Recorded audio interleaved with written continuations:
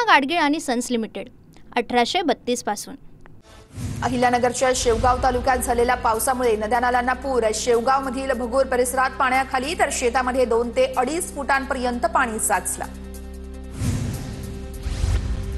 छत्रपती संभाजीनगरमध्ये ढगफुटी सदृश्य पाऊस। गंगापूर तालुक्यातील ढगफुटीचे ड्रोन दृश्य समोर। पावसानं मोठं नुकसान। छत्रपती संभाजीनगर जिल्ह्यात झालेल्या मुसळधार पावसाचा बजाज कंपनीलाही फटका। बजाज कंपनीच्या मेन गेटला गुडघ्यापर्यंत पाणी साचल्यामुळे मोठी अडचण। मुसळधार पावसामुळे छत्रपती संभाजीनगरच्या वाळूज परिसरात अनेक सोसायट्यांमध्ये पाणी। सारा व्यंकटेश आणि सारा आकृती या सोसायटींसह परिसरात संपूर्ण पाणी। नागरिकांचं मोठं नुकसान। छत्रपती संभाजीनगरच्या वैजापूर तालुक्यातील लोणी खुर्दच्या इंदिरानगरमध्ये पुराचं पाणी शिरलं। नागरिकांचं बचावकार्य सुरू। इंदिरानगरचा संपर्क तुटला। छत्रपती संभाजीनगरच्या कन्नड तालुक्यातील शिवना नदीला पूर। शिवना नदीचं पाणी भोकन गावात शिरलं। गावाला नदीच्या पुराचा वेढा। छत्रपती संभाजीनगर जिल्ह्यातील कन्नड तालुक्यात शिवना नदीला पूर। कन्नड शहरातील महादेव मंदिराला पाण्याचा विळखा। मंदिरात पुराच्या संपूर्ण पाण्यामध्ये पुजाऱ्याच्या कुटुंबातील 4 जण अडकले। उजनी धरणातून भीमा नदी पात्रामध्ये 90,000 तर वीर धरणातून नीरा नदी पात्रामध्ये 10,000 क्युसेकना चंद्रभागा नदीमध्ये विसर्ग। चंद्रभागा नदी पात्रातील पुंडलिक मंदिरासह इतर मंदिरांना देखील पाण्याचा वेढा। प्रशासनाकडून नदीकाठच्या गावांना सतर्कतेचा इशारा। जळगावच्या चाळीसगाव तालुक्यात मुसळधार पाऊस। आदर्श कॉलनीतील अनेक नागरिकांच्या घरात आणि दुकानांमध्ये देखील पाणी शिरलं। स्थानिक तरुणांकडून वयोवृद्धांचं रेस्क्यू। बीडच्या आष्टी तालुक्यातील नांदा गावात कांबळे आणि मेहकरी नदीच्या पुराचं पाणी शिरलं। रात्रभर मुसळधार पाऊस पडल्यानं अनेकांच्या घरात पाणी शिरल्याचं चित्र। अहिल्यानगरच्या नेवासा तालुक्यातील नांदूर शिकारी, कुकाणा, चिखेलेनवाडी तसेच वडुले, तेलकुड गाव या ठिकाणी मुसळधार पाऊस। कपाशी, तूर पिकांचं मोठं नुकसान। नांदेडच्या सांगवी या परिसरात आसना नदीचं पाणी शिरलं। अग्निशमन दलाच्या पथकाकडून 25 जणांचं रेस्क्यू। बोटीच्या मदतीनं पुरात अडकलेल्या नागरिकांचं स्थलांतर। अहिल्यानगरमधील चिंचोडी पाटील आणि जेऊर गावात नदीचं पाणी शिरलं। जनजीवन विस्कळीत। कामाशिवाय घराबाहेर पडू नका, प्रशासनाचं आवाहन। नाशिकच्या रामकुंड परिसरात पाणी। परिसरातील दुकानात देखील पाणी शिरलं। छत्रपती संभाजीनगरमध्ये मुसळधार पाऊस। शहरात अनेक घरांमध्ये पाणी शिरलं तर रस्त्यांना नाल्यांचं स्वरूप। छत्रपती संभाजीनगरच्या वैजापुरातील बोर नदीला पूर। बोर नदीचं पाणी भिवगावात शिरलं। 10 ते 15 नागरिक पुराच्या पाण्यात अडकल्याची माहिती। परभणीच्या पालममध्ये पावसाचा हाहाकार। 24 तासात झालेला 150 मिलीमीटर पाऊस। नद्यांसह ओढ्यांना पूर। पिकांचं प्रचंड नुकसान। परभणीच्या गंगाखेड तालुक्यातील गौड गावात दुसऱ्यांदा ढगफुटी सदृश्य पाऊस। कापूस, सोयाबीनसह इतर पिकं पाण्याखाली गेल्यानं शेतकऱ्याचा टाहो। व्हिडिओ सोशल मीडियावर व्हायरल।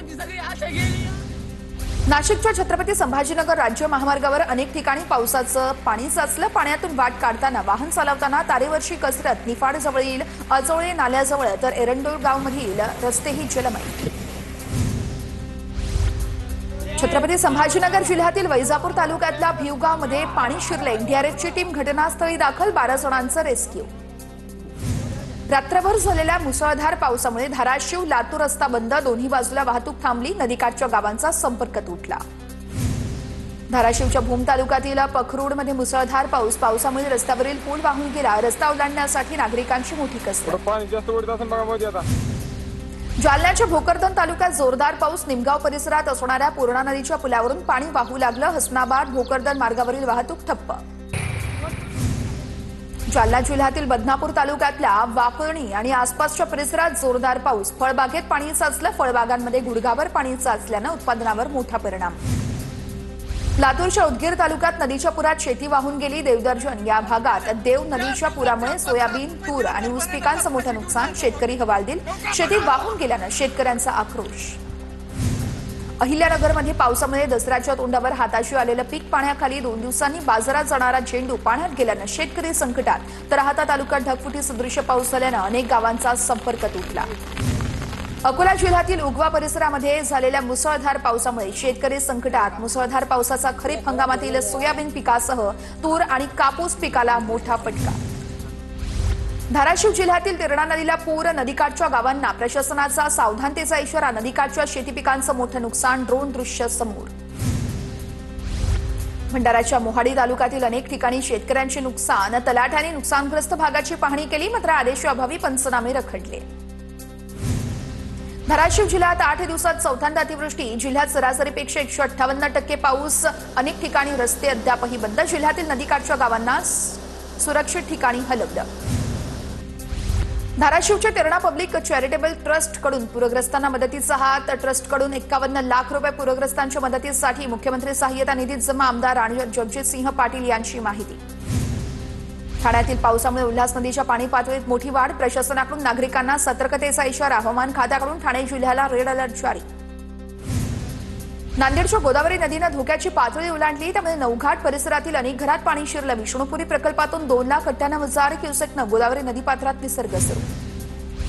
नाशिक जिल्ह्यात पावसाची संततधार. नांदूर मधमेश्वर धरणातून 31,283 क्युसेक पाण्याचा विसर्ग. गोदावरी काठच्या गावांना सतर्कतेचा इशारा. जालना जिल्ह्यातल्या 67 प्रकल्पांपैकी 52 प्रकल्प ओव्हरफ्लो. ढगफुटी सदृश्य पावसामुळे प्रकल्पातील पाणी पातळी ही झपाट्यानं वाढतीये.